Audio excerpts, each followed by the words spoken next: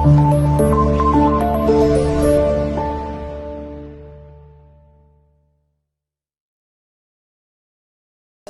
وصحبه أجمعين.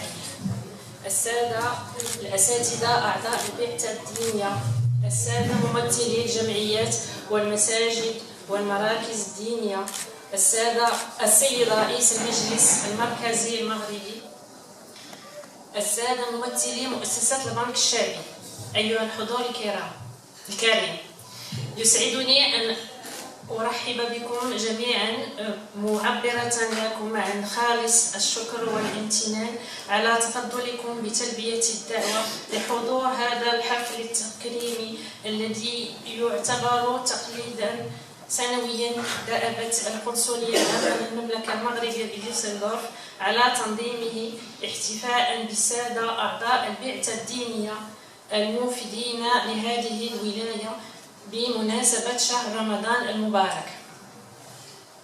لقد عملت المملكة المغربية منذ سنوات عدة على إيفاد القيمين الدينيين إلى مختلف بلدان العالم من أجل تأطير مغاربة العالم وتوجيههم وتعريفهم بأمور دينهم وحثهم على الوسطية والاعتدال كمنهج وكسلوك، ترسيخا لوحدة المذهب وحفاظا على الثوابت الدينية التي ميزت المملكة المغربية على مر القرون. لقد تمكنا هذه السنة ولله الحمد من تغطية طلبات عدد كبير من المساجد فيما يخص الوعاظ والمقرئين، حيث بلغ عدد الموفدين لهذا المركز القنصلي 21 أستاذ موفدا من مؤسسة الحسن الثاني للمغاربة المقيمين بالخارج.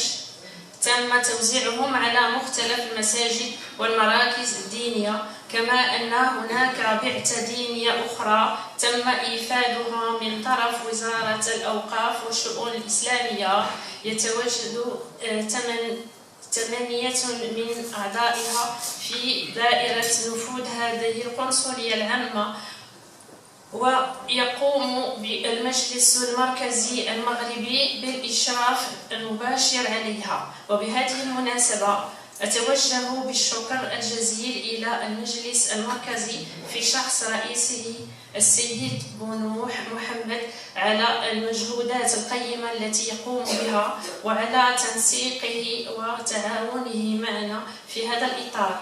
وهي فرصة لنرحب بالسادة الأساتذة مبعوثي وزارة الأوقاف والشؤون الإسلامية والمتواجدين معنا اليوم كضيوف شرف هم كذلك.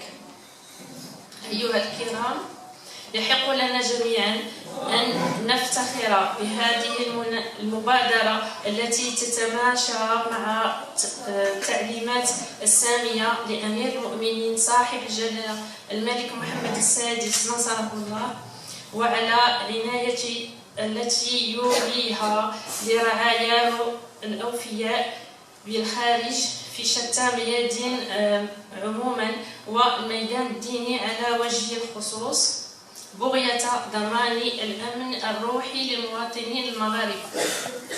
وأخيرا، لا تفوتني المناسبة دون تنويه بالسادة أعضاء البعثة الدينية على مجهوداتهم الجبارة ومساهماتهم القيمة في تنشيط برامج مختلف المراكز والمساجد المغربية طيلة شهر رمضان المبارك.